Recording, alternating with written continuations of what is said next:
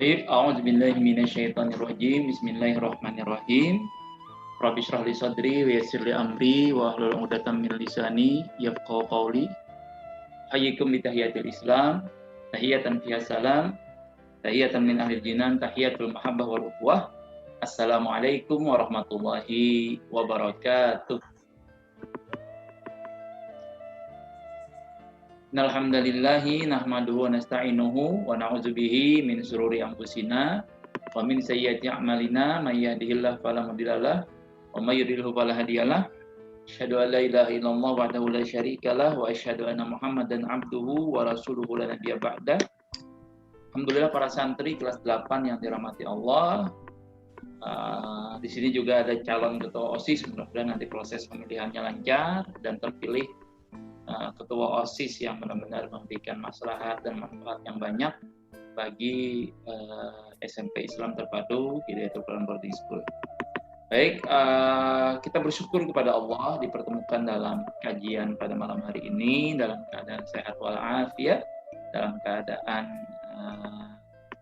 tenang, dalam keadaan bahagia, dalam keadaan berkecukupan segalanya, dan tentu salawat serta salam juga kita sampaikan kepada baginda Nabi besar Muhammad Sallallahu Alaihi Wasallam beserta para keluarga, sahabat dan kerabat beliau, dan kita umat beliau mudah-mudahan mendapatkan syafaat dari Nabi Muhammad Sallallahu Alaihi Wasallam.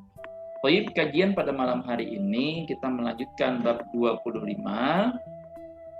Jika pada sebelumnya kita kajian bab 24 yaitu Hijratul Habasyah al-Ula, hijrah Habasyah ke Habasyah yang pertama, maka pada bab ke-25 ini kita mengambil judul Islamu Hamzata wa Umar. Islamnya Hamzah dan Umar. Hamzah ini paman Nabi, Umar ini adalah sahabat Nabi Muhammad sallallahu alaihi wasallam. Islamnya kelak jadi sahabat gitu ya. Awalnya musuh dulu. Islamnya Hamzah dan Umar. Baik, bagian pertama kita bacakan masing-masing pertanyaannya ya di tiap bagian ini. Fisanah al-khamisah aslama rajulani min kibari Quraisyin. Bagian pertama,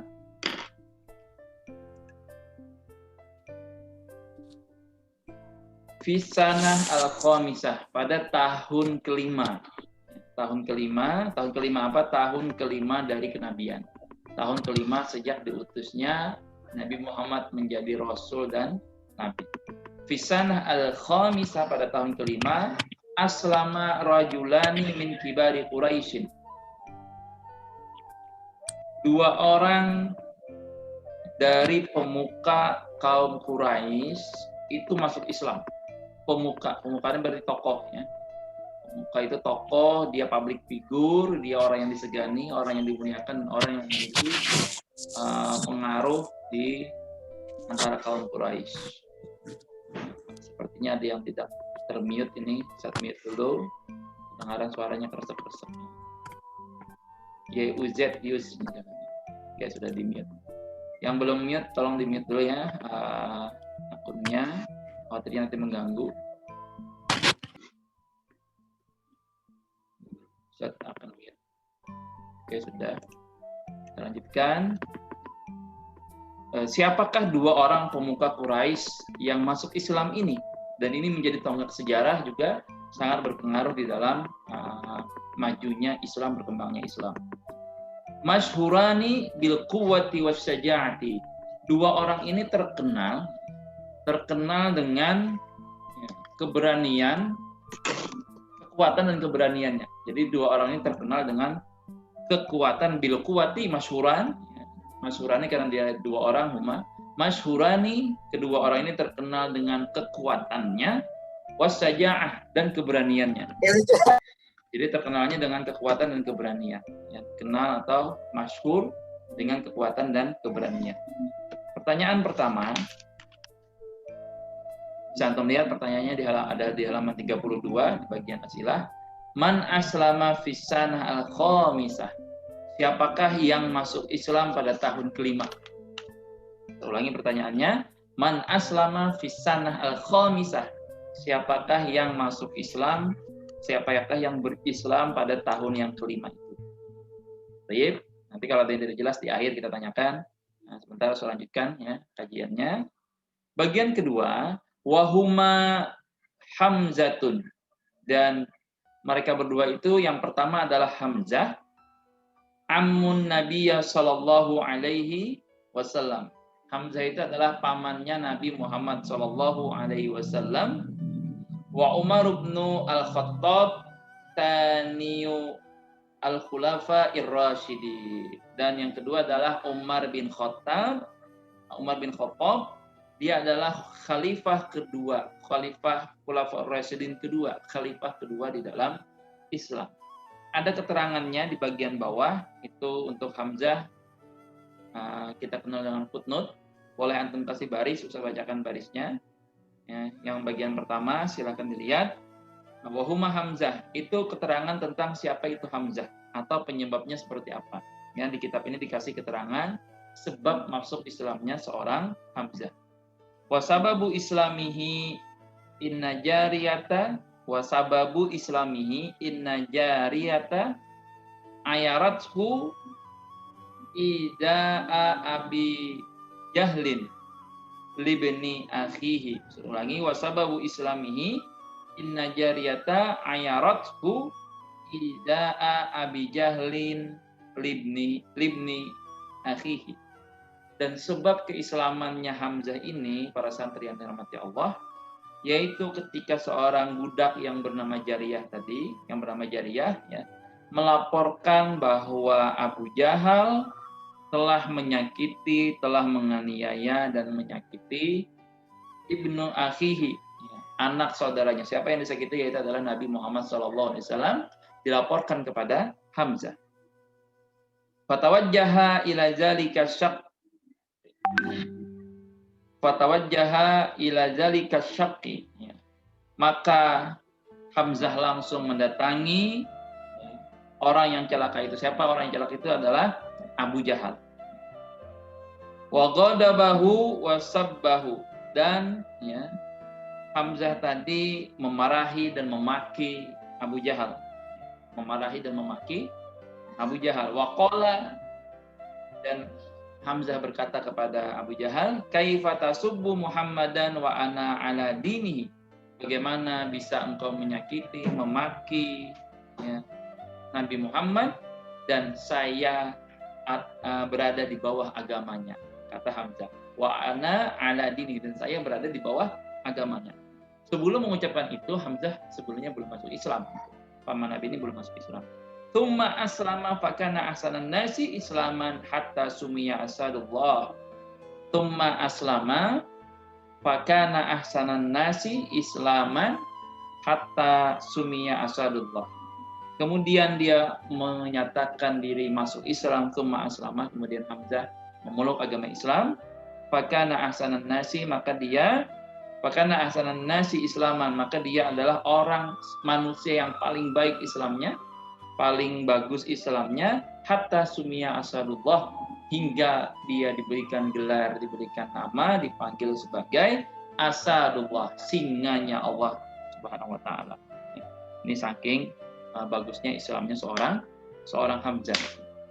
Nah, di dalam riwayat lain, para santri yang dirahmati Allah, diceritakan bahwa proses terjadinya Islam Hamzah ini hampir mirip dengan yang diceritakan di buku ini. Pada suatu hari Abu Jahal ini melewati Rasulullah di satu tempat yang namanya Sofa. Melewati Rasulullah di Sofa, lalu ia mencaci maki. Tahu sendiri kan kebencian Abu Jahal terhadap Nabi Muhammad itu begitu besar. Lalu ia mencaci maki dan melecehkan Nabi Muhammad SAW. Namun Rasul diam saja, tidak meladeni caci makian yang dilontarkan oleh Abu Jahal ini. Kemudian tidak cukup hanya mencaci maki, ternyata Abu Jahal ini juga memukul kepala Nabi. Memukulnya dengan apa? Dengan batu hingga terluka dan berdarah kepala Nabi, Masya Allah. Tidak cukup dengan lisan, dengan kata-kata, tetapi juga dengan tindakan, dengan tangannya melakukan kekerasan kepada Nabi. Dipukul kepala Nabi dengan batu hingga luka dan berdarah. Nah, di tengah peristiwa itu dilihat oleh seorang budak yang tadi bernama Jariyah. Di dalam kitab ini disebutkan namanya Jariyah. Seorang budak melihat hal tersebut, Lalu budak tersebut ya, kebetulan bertemu dengan Hamzah. Yang pada saat itu ya, Hamzah baru pulang dari berburu sambil menenteng busurnya yang pada saat itu ya, Hamzah baru selesai berburu dan sambil menenteng busurnya lewat di daerah tersebut bertemu dengan budak tadi, dilaporkanlah peristiwa itu kepada Hamzah pamannya Nabi Muhammad SAW. Waktu itu Hamzah masih belum memeluk agama Islam. Mendengar itu Hamzah pun marah. Hamzah marah lalu pergi tanpa berhenti, tanpa singgah menuju Abu Jahal. Dia cari itu Abu Jahal dengan penuh kemarahan dan berkata, wahai orang, ini kata-katanya agak kasar karena memang marah gitu ya. Wahai orang yang berpantat kuning, apakah engkau berani, kata Hamzah, mencela anak saudaraku, ponakanku, padahal aku berada di atas agamanya. Ini sama dengan yang redaksi di sini di kitab ini ya. Padahal aku berada di atas agamanya. Ya, seketika itu Hamzah ya, meluapkan rasa marahnya. Dia memukul kepala Abu Jahal dengan ujung busurnya, dengan busur panahnya itu dipukul hingga juga menimbulkan luka dan darah yang lukanya menganga dan menimbulkan darah di atas kepala Abu Jahal. Maka di saat ini, ya, ini keadaan genting dan saat-saat yang menegangkan. Ya. Orang-orang dari Bani Makhzum, itu orang-orangnya kampung Abu Jahal gitu, melihat ini seketika berdiri gitu, ingin membalas, ingin melawan gitu. Begitu pula orang-orang dari Bani Hashim, ya, orang-orang kampung dari Hamzah berdiri juga, sama-sama berdiri nih, sudah hampir melakukan perlawanan antar masing-masing golongan, antar masing-masing kaum gitu, yaitu Bani Makhzum dan Bani Hashim. Tetapi Abu Jahal berkata, biarkan saja, kata Abu Jahal, Abu Amarah ini, Abu Amarah itu gelar bagi Hamzah gitu, karena memang aku telah mencaci maki anak saudaranya dengan cacian yang menyakitkan, kata Abu Jahal. Nah, seketika itu ya, tidak terjadi pertengkaran antar kaum tersebut. Baik, berikutnya keterangan untuk Umar. Umar ini masuk Islamnya kurang lebih sekitar beberapa hari, sekitar ada riwayat yang mengatakan 3 hari setelah keislamannya Hamzah itu Umar masuk Islam. Kita baca footnote kedua, bagian bawah yang kedua yang tulisannya kecil paling bawah ya, di bawah garis. Maka na ahadun yarju islamahu walakinnan nabiyya, maka na ahadun yarju, tidak seorang pun yang memperkirakan atau menyangka ya, bahwa Umar ini bakal masuk Islam. Tidak seorang pun yang menyangka. Kenapa? Karena kebencian Umar itu begitu besar kepada Islam. Gitu. Walakin Nabi itu ada salah baris, salah hurufnya, bukan qobila tapi qobla, iya-nya antum hapus. Ya, bagian baris ke 1, 2, 3, 4. Bagian baris keempat paling ujung itu tengah-tengah, ya.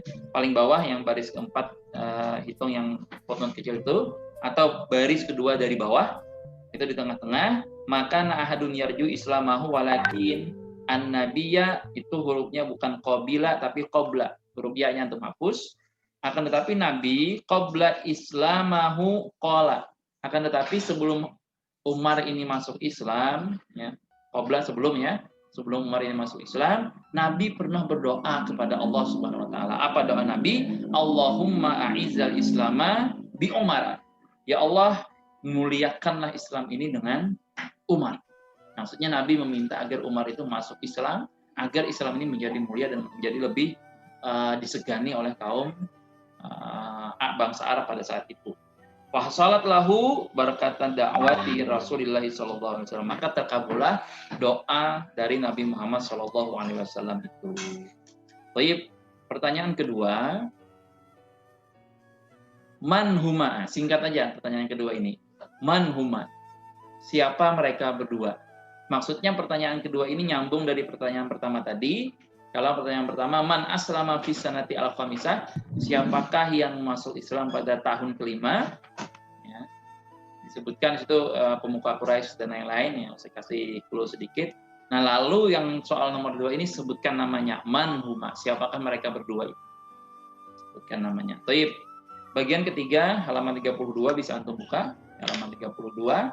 Bagian ketiga, Wa kana Umaru qabla islamihi min a'zamil mu'aridina lil Islam. Dan adapun Umar ini sebelum masuk Islamnya dia adalah min a'zamil mu'aridina lil Islam. Dia adalah termasuk orang yang paling dahsyat, paling besar, paling ngeri gitu. Ya. Permusuhannya dan penentangannya terhadap agama Islam. Dia paling besar ya, karena dia pemberani. Umar ini ya, orang yang tegas gitu. Ibarat kalau sekarang itu dia preman, ya. Premannya preman itu Umar. Ya. Nah, Umar ini termasuk orang yang paling menentang Islam. Paling ngeri, paling dahsyat penentangannya terhadap Islam. Karena dia preman gitu, bayangkan preman. Orang yang berani, gagah, nggak ada orang yang berani, disegani oleh seluruh bangsa Quraisy pada saat itu. Dan dia wal muntaqimina mimman aslam, dan dia merupakan orang yang juga paling banyak mencegah orang untuk masuk Islam, yang melarang orang masuk Islam, mencegah orang masuk Islam gitu. Dia termasuk orang yang seperti itu, dahsyat sekali, besar sekali penentangannya terhadap Islam. Fa'azzallahu al-islama bi islamihima. Fa'azzallahu al-islama bi islamihima. Maka Allah memuliakan, meninggikan, mengagungkan Islam ini, bi islamihima, dengan Islam mereka berdua. Siapa mereka berdua? Yaitu adalah Hamzah dan Umar. Ya, seketika setelah masuk Islamnya Hamzah, orang yang berpengaruh, pemuka Quraisy, disegani, ya, punya wibawa, termasuk Umar juga. Umar ditakuti, disegani juga. Jadi antara Hamzah yang dimuliakan dan Umar yang ditakuti ini berpadu kekuatan Islam di situ. Ya. Baru sekarang itu ya dia mungkin ya Umar itu dari militernya ditakuti. Nah, terus yang Hamzah ini adalah pemuka, tokoh agamanya, tokoh spiritualnya yang disegani oleh orang. Keduanya masuk Islam di dalam waktu yang bersamaan di tahun kelima kenabian ini. Baik, pertanyaan ketiga. Kaifa kana Umaru qabla al-Islam? Bagaimanakah gambaran keadaan Umar, bagaimanakah gambaran seorang Umar sebelum Islam? Itu ya yang saya ceritakan tadi. Bagaimanakah gambaran Umar sebelum Islam? Kaifa kana Umar qabla al-Islam? Sebelum dia masuk Islam, bagaimana Umar tersebut? Baik, yang terakhir, bagian keempat kajian kita. Wa kanal muslimuna fi zalikal waqti arba'ina rajulan. Dan adapun kaum muslimin pada waktu itu berjumlah 40 orang laki-laki. Jadi jumlahnya masih sedikit gitu ya. Pada waktu itu kaum muslimin berjumlah 40 orang laki-laki, wa ihda asyarata imra'atan, dan ada 11 orang perempuan. 11 tambah 40 ada sekitar 55 saja ya pengikut Nabi pada saat itu orang yang muslim. Jadi jumlahnya sangat sedikit. Nah, dengan bergabungnya Umar dan Hamzah tadi ya, jumlah yang sedikit ini, walaupun sedikit, ini menjadi sesuatu yang begitu diperhitungkan dan begitu besar pengaruhnya terhadap bangsa Quraisy, bangsa Arab, dan orang-orang Mekah pada saat itu dengan keislamannya Hamzah dan Umar ini. Pertanyaan terakhir yang keempat adalah kam kana adadul muslimina fi dzalikal waqti? Berapakah kana adadul muslimin, berapakah jumlah orang muslim fi dzalikal waqti? Berapakah jumlah orang muslim yang ada pada waktu itu atau pada saat itu? Berapakah jumlahnya? Rincikan berapa laki-laki dan berapa perempuan. Baik, para santri yang dirahmati Allah, ya. Terakhir, kesimpulan dan hikmah pelajaran yang bisa kita ambil dari kajian tema pada malam hari ini, bahwa ya, kebencian yang begitu besar terhadap sesuatu itu bisa saja berubah menjadi kecintaan yang besar terhadap sesuatu, tentu dengan izin Allah. Ya. Begitu juga kecintaan terhadap sesuatu bisa jadi menjadi kebencian yang besar dengan izin Allah. Makanya di dalam Al-Quran disebutkan asa antakrahu syai'an wa huwa khairul lakum wa asa antuhibbu syai'an wa huwa syarrul lakum. Bisa jadi sesuatu yang paling kita benci itu adalah baik bagi kita. Sebagaimana Umar sebelum dia masuk Islam dia membenci Islam, ternyata sesuatu yang dia benci itu adalah sesuatu yang baik, dan bahkan kelak ya diperjuangkannya, dia mencabut pedang. Bahkan orang yang paling marah ketika Nabi Muhammad SAW dinyatakan meninggal, ya, dia tidak percaya, dia cabut pedang. Nanti kita sampai ke materi itu ya. Tidak percaya Umar, siapa yang mengatakan Nabi Muhammad meninggal, saya akan hunuskan pedang ke lehernya. Saking marahnya Umar ketika mendengar kabar Nabi meninggal, padahal memang betul meninggal gitu, bukan hoax gitu. Tapi saking cintanya Umar dengan Nabi Muhammad SAW. Oleh karena itu hikmahnya para santri yang dirahmati Allah, ya, jika kita membenci sesuatu maka janganlah membenci secara berlebihan. Jika kita mencintai sesuatu, janganlah juga mencintai sesuatu secara berlebihan. Yang sedang-sedang saja, yang wajar-wajar saja, karena bisa jadi sesuatu yang kita benci saat ini kelak menjadi sesuatu yang paling kita senangi, paling kita cintai, paling kita sukai. Begitu juga sebaliknya, sesuatu yang kita terlalu cinta saat ini bisa jadi menjadi sesuatu yang tidak kita cinta lagi di suatu saat kelak. Dan terakhir, ya, tonggak sejarah Islam sekali lagi itu sangat berubah sekali ya setelah masuknya Umar dan Hamzah ini ke dalam Islam. Ya. Abu Jahal, kaum Quraisy, ya, kaum kafir itu sudah mulai gentar untuk mendekati dan mengganggu Nabi Muhammad SAW. Dan ini menjadi modal besar dan menjadi bantuan besar, ya, support yang besar terhadap fisik bahkan terhadap jiwa Nabi Muhammad SAW. Dan Nabi Muhammad SAW semakin mudah menyebarkan Islam, semakin berani, semakin percaya diri. Umat Islam juga semakin terbangkit, semakin tersupport secara psikologis, secara mental dengan hadirnya orang-orang yang kuat ini, diantaranya adalah Umar dan Hamzah. Demikian dari Ustadz, dan mudah-mudahan bisa memberikan manfaat dan memberikan semangat bagi kita. Sekali lagi mudah-mudahan ini juga menjadi inspirasi bagi calon ketua OSIS, calon pemimpin, bahwa menjadi pemimpin itu ya harus benar-benar ya melihat sesuatu dengan kacamata yang pas, tidak boleh membenci sesuatu secara berlebihan, tidak boleh juga menyukai sesuatu secara berlebihan. Demikian, setelah ini silahkan kalau ada yang mau tanya jawab. Sementara dari Ustaz cukupkan, nanti setelah Ustaz tutup boleh tanya jawab, dan nanti setelah Ustaz tutup akan Ustaz matikan recordingnya. Demikian, naktatin di qiraati hamdalah, alhamdulillahirabbil alamin. Kemudian kita beristighfar kepada Allah, nastaghfirullahaladzim, dan kita sempurnakan dengan doa kafaratul majelis. Subhanakallahumma bihamdika asyhadu an la ilaha illa anta astaghfiruka wa atubu ilaik. Demikian, wabillahi taufiq wal hidayah war ridha wa inayah. Ila liqa ma'asalamah. Allahumma wafiq ila aqwamit thoriq. Wassalamualaikum warahmatullahi wabarakatuh.